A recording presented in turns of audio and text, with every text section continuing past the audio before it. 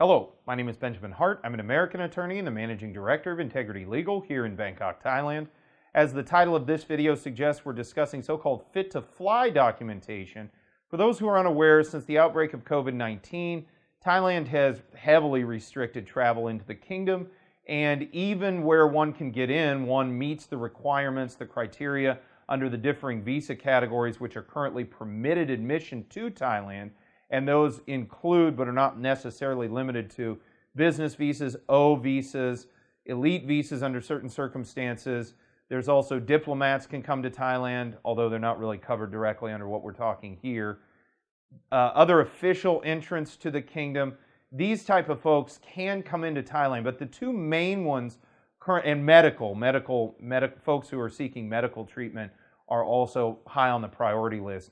But basically, the folks we're currently seeing within the firm are falling under either medical, they're falling under business, they're falling under O for marriage or children in the kingdom. We also, there is a categorization that allows for folks who are attending educational institutions to return to Thailand, although it's in a rather limited capacity.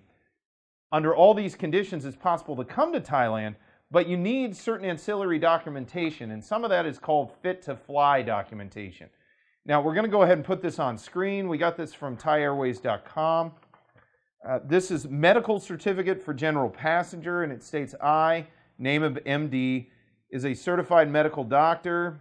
I think they mean I am a certified medical doctor, and am holding medical license number blank, have examined blank on this date, and I found blank free from the following diseases: coronavirus disease, COVID-19.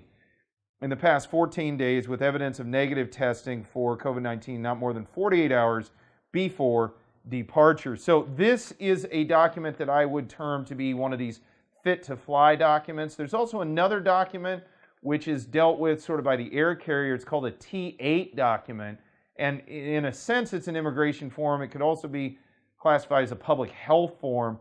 But these two sort of operate in tandem in order to certify that the person coming into Thailand does not in fact have coronavirus. And then on top of this, you have to go ahead and undertake alternative state quarantine to go ahead and isolate oneself for a statutorily prescribed period of time, currently 14 days, where tests are further undergone in order to clear that individual and make certain that they are not in fact infected with coronavirus, and then can be permitted sort of more latitude in entry to the kingdom. So this is the documentation that we're talking about when we're talking about fit-to-fly documentation for those wishing to come to the Kingdom of Thailand.